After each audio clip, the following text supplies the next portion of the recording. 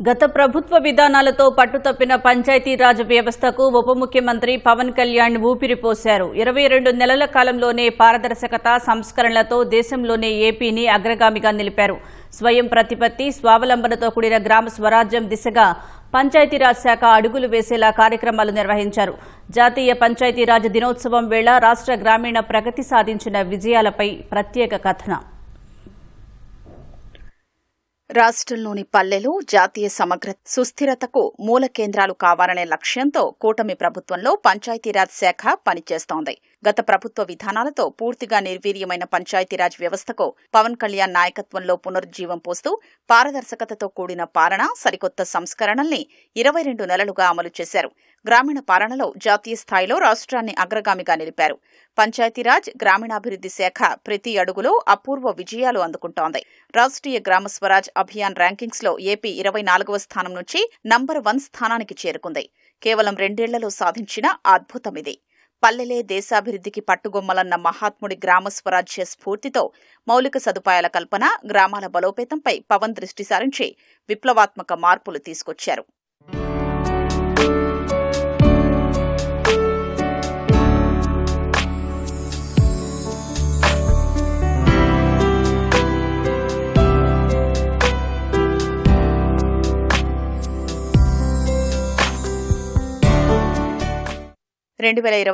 August 23న ఒకే రోజు 13,326 గ్రామాల్లో ఏకకాలంలో గ్రామ సభలు నిర్వహించడం ద్వారా ఏపీ పంచాయతీరాజ్ శాఖ వరల్డ్ రికార్డు సాధించింది. ఈ సమావేశాల ద్వారా 4,500 కోట్ల రూపాయల ఉపాధి హామీ పనుల ప్రణాళికకు రూపకల్పన చేశారు. గ్రామీణ ప్రజల భాగస్వామ్యంతో పల్లెల అభివృద్ధి దిశగా అడుగులు వేశారు. పాలనా వ్యవస్థలో ఉత్సాహాన్ని నింపేందుకు పంచాయతీరాజ్ గ్రామీణాభివృద్ధి శాఖలో పదోన్నతుల ప్రక్రియను చేపట్టారు. సుమారు 10,000 మందికి పైగా ఉద్యోగులకు పదోన్నతులు కల్పించారు. అత్యంత పారదర్శకతతో చేపట్టిన ఈ కార్యక్రమం రాష్ట్ర పంచాయతీరాజ్ చరిత్రలో మరపురాని ఘట్టంగా మన్ననలు అందుకుంది. పదోన్నతులు పొందిన వారిలో పీడీఓలు, డిప్యూటీ ఎంపీడీఓలు, ఎంపీడీఓలు, డీడీఓలు, జెడ్పీ సీఈఓలు ఉన్నారు. ఉద్యోగులు నిర్లిప్తత వీడి సమర్థంగా విధులు నిర్వహించేలా చేశారు. పల్లె పండుగ వంటి కార్యక్రమాల ద్వారా గ్రామాల్లో సీసీ, బీటీ రోడ్ల పండుగ జరిగింది. 3,853 కోట్లు వెచ్చించి 6,000 కిలోమీటర్ల సీసీ రోడ్లు, 1,331 కిలోమీటర్ల బీటీ రోడ్లు నిర్మించారు. 1,005 కోట్లు వెచ్చించి 625 గిరిజన ఆవాసాల్ని కలుపుతూ 1,049 కిలోమీటర్ల రహదారులు నిర్మిస్తున్నారు. రోడ్ల రాకతో గ్రామీణ ప్రాంతాల్లో రాకపోకలు పెరిగాయి. గిరిజన గ్రామాలు డోలీరహితంగా మారాయి.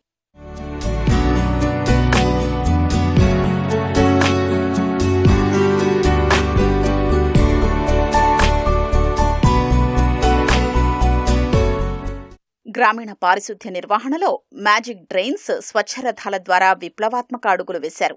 ఈ వినూత్న కార్యక్రమాలు గ్రామాల్లో పారిశుద్ధ్యాన్ని మరో స్థాయికి తీసుకెళ్లాయి. సాధారణ సిమెంటు డ్రైన్లతో పోలిస్తే మురుగును మాయం చేసి భూగర్భ జలాల్ని పెంపొందించే మ్యాజిక్ డ్రైన్లతో 80% మేర ఖర్చు ఆదా అవుతోంది. రాష్ట్ర వ్యాప్తంగా 625 స్వచ్ఛరథాలు పొడి చెత్త సేకరణపై ప్రజల్లో అవగాహన కల్పించడంతో పాటు ఆదాయాన్ని అందిస్తోంది. స్వర్ణ పంచాయత్ పోర్టల్ ద్వారా పాలనలో పారదర్శకత పెరిగింది. ఈ పోర్టల్ ద్వారా 1,000 కోట్ల ఆదాయ పన్ను నగదు రహిత చెల్లింపులు జరగడమే అందుకు నిదర్శనం. 13,350 పంచాయతీల్ని స్వతంత్ర పాలనా యూనిట్లుగా తీర్చిదిద్దారు.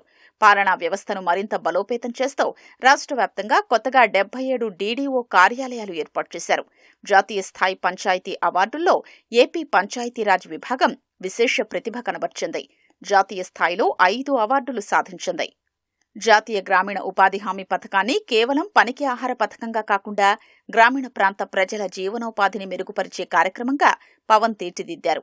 గోకులం షెడ్లు, నీటి తొట్టెల నిర్మాణం ద్వారా పాడి రైతుకు అండగా నిలిచారు.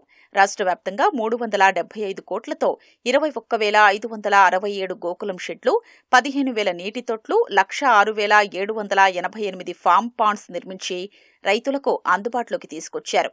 ఉపాధి హామీ పథకంలో అవకతవకలకు చెక్ పెడుతూ సాంకేతికత సాయంతో ముఖ ఆధారిత గుర్తింపు ప్రక్రియను తెచ్చారు.